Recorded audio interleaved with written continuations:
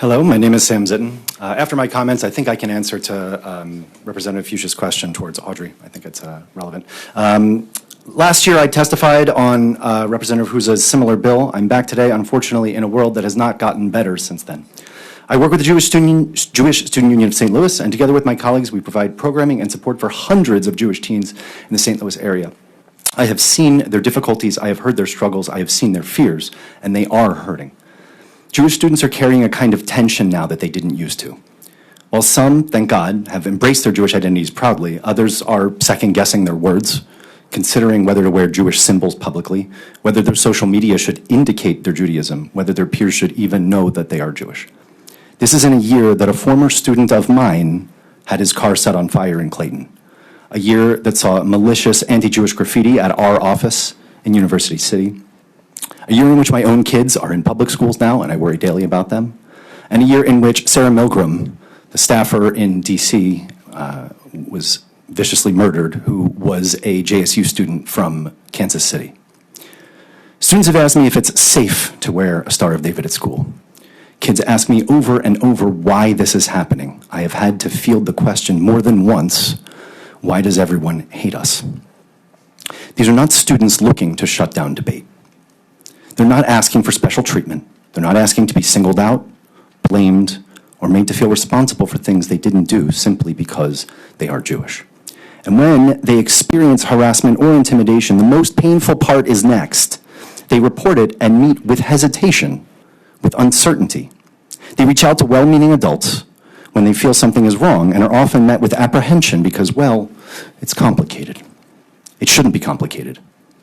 What these kids are experiencing is real, it is painful, and it is valid. And it is anti-Semitism, whether or not that is the intent or belief of those perpetrating it. It's complicated. It's not the answer these kids should hear.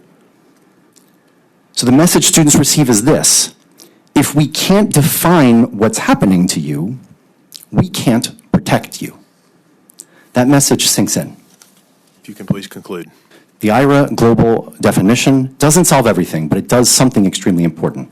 It gives schools the consistent language to recognize anti-Semitism as it actually exists in students' lives. It tells Jewish students that their experiences are real and worthy of being taken seriously.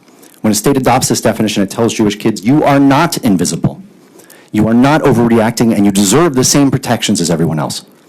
And for a kid who's been trying to ignore these things just to get through the school day, that matters more than I can put into words. Please vote yes on HB 2061. Thank you. Any questions? Representative Fuchsia. Thank you, Mr. Chair. Thank you for your testimony. Thank you for your calm, kind voice and how you delivered that. Like, for real, it's I keep late. getting told I should have a podcast. I mean, I second that. I don't know, members. I wanted to just say that I think one of the most heartbreaking parts of tonight is listening to how we're getting pit against each other, right? Like, in a week or two, we're going to sit here and you could replace everything you said about Jewish students, about trans students. We could replace different targeted populations. And I think that is something that, as I look in this room, we have to remember that we are in this together. We are all targets of this administration. And that I just really want to say that we have to stick together on this. And so we're going to keep getting divided on this issue because this is a great wedge issue to divide us on. But I see you all, and we're going to work together to combat anti-Semitism and to stop the fascists from dividing us. Thank you, Mr. Chair.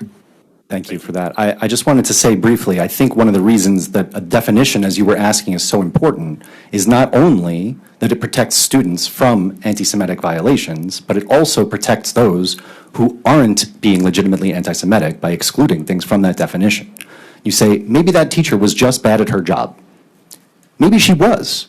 But right now, there's nothing codified which allows us to understand whether or not that's true. We have to just play it by ear and say, well, I know it when I see it. And that's something that is very difficult to enforce in law. We say we have these laws, but how do we know? Every other form of racism has some type of definition by which we can hold that to a standard. This should be no different. Thank you. Any other questions? Seeing none, thank you. Next, in opposition.